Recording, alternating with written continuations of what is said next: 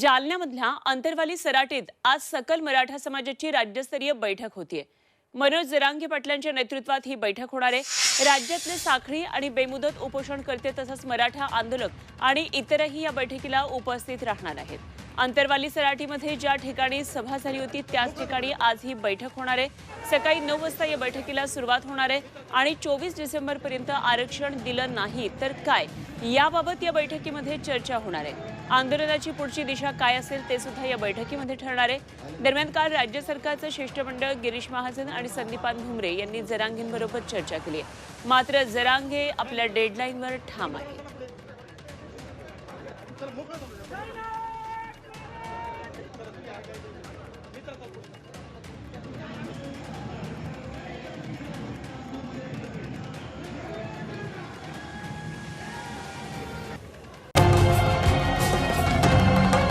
छत्रपतींचा विचार म्हणजे